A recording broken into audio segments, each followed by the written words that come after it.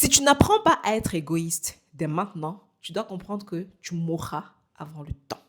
Bonjour et bienvenue sur la chaîne Confiance illimitée. Je suis l'architecte. J'aide les femmes qui doutent, ces femmes qui se sentent bloquées à retrouver confiance en elles, mais aussi à transformer leur manque de confiance en une discipline inébranlable. Si ce n'est pas encore fait, abonne-toi, like, partage et puis voilà. Alors, dans cette courte vidéo, j'aimerais vraiment t'encourager à devenir égoïste. Nous vivons dans une société où on nous a toujours appris à partager. Oui, oui, oui, depuis notre tendre enfance, on nous a toujours dit, il faut partager, il faut penser aux autres. Ouais, limite, on nous a limite appris qu'en fait, il faut que nous nous oublions pour penser aux autres. On nous a appris indirectement et inconsciemment que les autres passaient avant nous, que nous passions après tout le monde. Limite même, nous ne passions même pas dans l'équation en fait. Les autres d'abord, les autres seulement, et nous n'existons pas. Je veux justement te changer ce paradigme-là.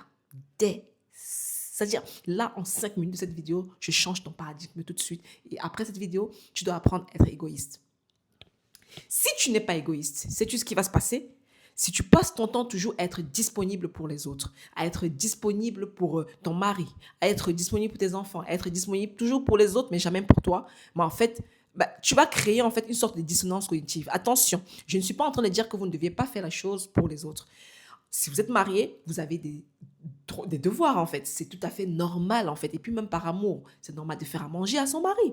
Normal. Vous avez des enfants, par exemple, vous êtes dans l'obligation de prendre soin d'eux. Et prendre soin d'eux, c'est passer du temps avec eux, c'est de leur faire à manger, c'est de penser à eux, c'est de tout ça. Voilà. Donc, je ne suis pas en train de dire qu'il faut carrément oublier les autres, qu'il ne faut pas prendre soin des siens. Ce n'est pas ce que je suis en train de dire. Oui, il faut prendre soin des autres. Oui, il faut prendre soin des siens. C'est très important. Notamment de ceux que nous avons, qui sont sous nos ailes, comme par exemple nos enfants, notre mari, même s'il n'est pas sous notre aile, voilà. Mais mon point, mon message, c'est que pendant que vous faites les choses pour les autres, ne vous oubliez pas. J'accompagne des femmes chaque jour qui se retrouvent déboussolées dans la vie, qui se retrouvent perdues, tout simplement parce qu'elles n'ont jamais pensé à elles, tout simplement parce qu'elles n'ont jamais pensé à prendre soin d'elles-mêmes. Elles ont passé leur temps à prendre soin des autres, à soigner les autres, à être l'infirmière des autres, à être la psychologue des autres, à être la cuisinière des autres, à être la femme de ménage des autres, à être la banquière des autres. Bref, elles ont souvent passé le temps à être tout pour les autres, mais rien pour elles. Et ce qui se passe, c'est que des années après, il suffit que la personne soit et meure, soit la personne part, comme par exemple les enfants qui grandissent et puis qui partent du foyer familial, ou tout simplement même le mari ou la personne dont on a pris soin tout ce temps qui nous quitte pour une autre personne. Là, elles se retrouvent avec une sorte de déclic et elles se disent « Ah ouais, j'ai fait tout cela, mais ça n'a pas empêché qu'il me quitte. J'ai fait tout cela, mais ça n'a pas empêché que cette personne me trahisse. J'ai fait tout cela et aujourd'hui, je me retrouve seule. » Seulement, étant donné qu'elle n'a jamais pris le temps pour elle, elle n'a jamais pris le temps de prendre soin d'elle-même, elle n'a jamais pris le temps de se prioriser, mais en fait, elle est perdue. Elle est déboussolée.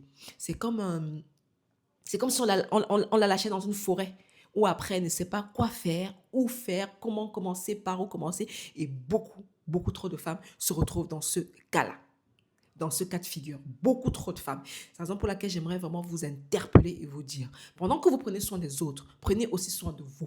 Pendant que vous pensez aux autres, pensez aussi à vous. Si ce n'est même penser d'abord à vous.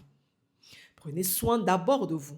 Est-ce que vous savez que si vous ne prenez pas soin de vous, ce qui va se passer, c'est que, je prends un exemple, vous ne prenez pas soin de vous et un jour, vous tombez malade. Vous avez un mal, vous ressentez le mal depuis plusieurs semaines. Vous n'allez pas consulter le médecin pour savoir ce qu'il y a pour pouvoir traiter ce mal. Vous gardez ce mal s'accumule et puis voilà, et puis un jour, vous clamsez.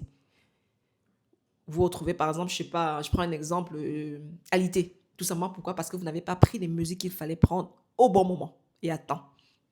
À ce moment-là, vous êtes alité. Si vous êtes alité, qui continue de prendre soin de vos enfants? Qui continue de prendre soin de votre mari? Qui continue de prendre soin de toutes ces personnes auxquelles vous preniez soin? Ça n'a aucun sens. Ça n'a aucun sens que de prendre soin des autres au détriment de soi. Ça n'a aucun sens que de penser aux autres au point de s'oublier. Parce que si vous vous clamsez, si vous tombez malade, je ne parle même pas de mort, si seulement vous tombez malade, ce qui va se passer, c'est que vous ne pourrez plus rien faire.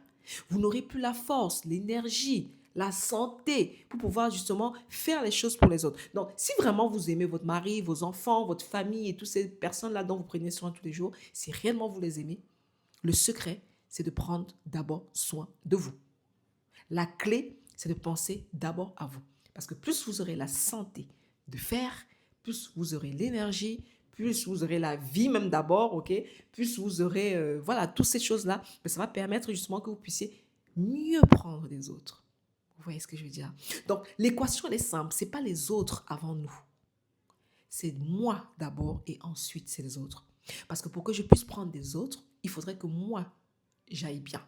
Il faudrait que je sois en vie, en bonne santé, mentalement, moralement, psychologiquement, physiquement et autres. Mais il faudrait déjà que je sois bien, moi, pour pouvoir prendre soin des autres. Si je ne suis pas bien, je ne pourrai pas prendre soin des autres. Donc, l'équation, c'est d'abord moi.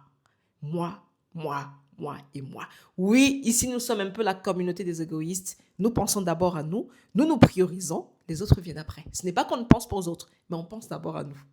Ou alors, on pense aux autres, mais on pense aussi à nous, parce que c'est très important. Donc, priorisez-vous et faites de vous une priorité, parce que je vois chaque jour ces femmes-là qui se retrouvent anéanties. Il suffit que le mari les quitte, parce que généralement, pour beaucoup, les maris finissent par les quitter. Et une fois qu'ils les quittent, elles se disent, mince, j'ai fait tout ce travail-là pour ça. J'ai bossé dur pour ça, pour qu'il me quitte, pour une autre plus jeune. Je lui ai donné les papiers pour qu'il me quitte pour une plus jeune. Je me suis sacrifiée. Oui, comme beaucoup de femmes, vous aimez bien vous sacrifier. Je ne comprendrai jamais d'ailleurs. Une femme n'est pas faite pour se sacrifier pour qui que ce soit, hein, si ce n'est pour elle-même. On ne se sacrifie pas pour un homme. Non, désolé. À la limite, on peut se sacrifier pour son enfant, mais pas pour un homme. Même si c'est ton mari, on ne se sacrifie pas pour son mari. Non. Non, non, non, non. On ne se sacrifie pas pour son mari. Par contre, l'homme, lui, doit se sacrifier pour sa femme. En fait, c'est la logique, en fait. La femme se sacrifie pour les enfants, mais l'homme, lui, se sacrifie pour la femme. Donc, oui. Et ces femmes-là, elles se retrouvent à ces moments-là où elles sont déboussolées, où elles sont découragées. Elles sont déçues. Une déception incroyable. Pourquoi? Parce qu'elles ne s'y attendaient pas. Beaucoup pensent que parce qu'elles prennent soin des autres, parce qu'elles se sacrifient pour les autres, elles pensent que en faisant cela, il y aura un retour. Oui, parce qu'on dit, oui, ce que tu sèmes, tu le récoltes. Oui, mais il y a des exceptions. Beaucoup donc se disent que ce qu'on sème, je récolte. Je vais prendre soin de mon mari, je vais donner papier, je vais donner l'argent, je vais tout faire. Et en faisant tout cela, il sera reconnaissant. Et en étant reconnaissant, il va me garder comme son épouse à vie. Lorsqu'il aura l'argent, il viendra partager avec moi, il me fera plaisir, il me mettra moi aussi à l'aise. Ça ne marche pas toujours. Ça ne marche pas toujours. Et statistiquement, on le voit chaque jour, je le vois chaque jour dans mes coachings, beaucoup de femmes qui se sont sacrifiées pour les hommes finissent souvent par se faire abandonner par ces mêmes hommes. Ils les laissent, pas pour être seuls, hein, ils laissent ces femmes pour aller avec d'autres femmes. Et ça blesse, ça fait mal et ça fait remettre tout en question, tout en cause. Une femme qui ne se sera pas sacrifiée pour un homme, qui aura juste fait pile poil ce qu'elle doit faire son devoir de femme, sans trop en faire et sans s'oublier. C'est une femme que lorsqu'elle sera même abandonnée, si jamais son mari l'abandonne, ça lui fera mal, parce qu'une séparation fait toujours mal. Mais elle n'aura pas mal comme celle qui aura tout sacrifié. Elle n'aura pas, l'intensité de sa douleur ne sera pas au même titre que celle-là qui a tout sacrifié de sa vie pour un homme, que celle-là qui s'est abandonnée complètement pour un homme. L'intensité de la douleur ne sera pas la même. Lorsque vous avez pris le temps de prendre soin de vous, lorsque vous avez pris le temps de vous prioriser, de vous passer, de faire de vous une priorité en prenant soin des autres, lorsque ça ne marche pas, lorsqu'il y a séparation, lorsqu'il y a quoi que ce soit, ça fait mal. Mais croyez-moi, ça ne fait pas... C'est-à-dire, vous vous rétablirez beaucoup plus facilement que celle-là qui aura tout donné de sa vie. Donc, faites attention, priorisez-vous et faites de vous une priorité. Ne l'oubliez jamais.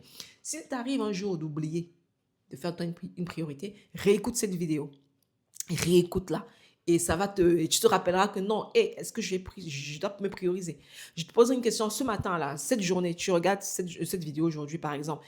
Est-ce que depuis là, tu as pris soin de tout le monde, mais est-ce que tu as pris soin de toi? Ma question pour toi, mets en commentaire. Quelle est quelle est la dernière fois où tu as pris soin de toi? Quand est-ce que tu as pris soin de toi pour la dernière fois? Mets-moi en commentaire, je me ferai un plaisir de te lire et de te répondre. Et lorsque tu as pris soin de toi, qu'est-ce que tu as fait en fait concrètement pour toi? Qu'est-ce que tu as fait pour toi? Quelle est cette dernière chose que tu as fait pour toi? Mets en commentaire, je me fais un plaisir de te lire. Je vous remercie de m'avoir écouté jusqu'ici. Je vous rappelle que peu importe les cartes que la vie te donne, c'est à toi et à toi seul de créer ta propre magie. Rendez-vous dans une prochaine vidéo, c'était l'architecte.